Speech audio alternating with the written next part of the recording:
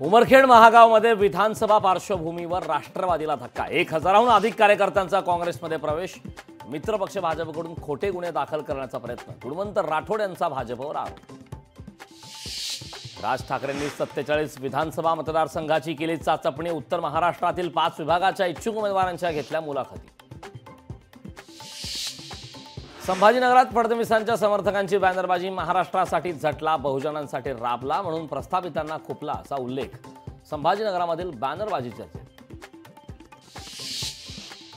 इंदापूरची शहर आणि तालुका भाजप कार्यकारिणी बरखास्त। यापुढे कोणी पिंडीवरचा विंचू होता कामा नये। वासुदेव काळे यांची नाव न घेता हर्षवर्धन पाटलांवर टीका।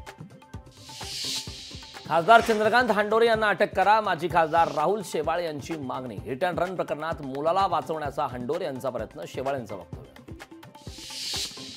अनिल सावंतांनी व्यक्त केला उमेदवारी मिळवण्याचा विश्वास। राष्ट्रवादी शरदचंद्र पवार पक्षाकडून अनिल सावंत इच्छुक।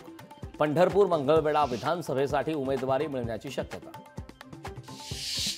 हिंगोलीत विधानसभा निवडणुकीच्या पार्श्वभूमीवर काँग्रेसची बैठक संपन्न। बॅनरवरून माजी आमदार भाऊराव पाटील गोरेगावकर यांचा फोटो गायब। मालवणमध्ये भाजप काँग्रेस कार्यकर्त्यांमध्ये जोरदार राडा। मीठ चौकी उड्डाणपुलाच्या लोकार्पणादरम्यान मोठा गोंधळ। भाजप आणि काँग्रेस कार्यकर्ते आमने-सामने। माजी आमदार रमेश कदमांच्या प्रचाराला सुरुवात। शरद पवार यांच्या राष्ट्रवादीतून लढण्यास रमेश कदम इच्छुक। मोहोळ मतदारसंघातून रमेश कदम निवडणुकीच्या रिंगणात। पालघरमध्ये आमदार खासदारांविरोधात ओबीसी संघटना आक्रमक। पेसा नोकर भरतीसाठी मंत्रालयात आंदोलन करणाऱ्यांविरोधात ओबीसी संघटना आक्रमक। दसरा मेळाव्याच्या तयारीची मनोज जरांगेंकडून पाहणी। बीडच्या नारायणगडावर होणार दसरा मेळावा। जरांगे दसरा मेळाव्यात उपस्थितांना मार्गदर्शन करणार।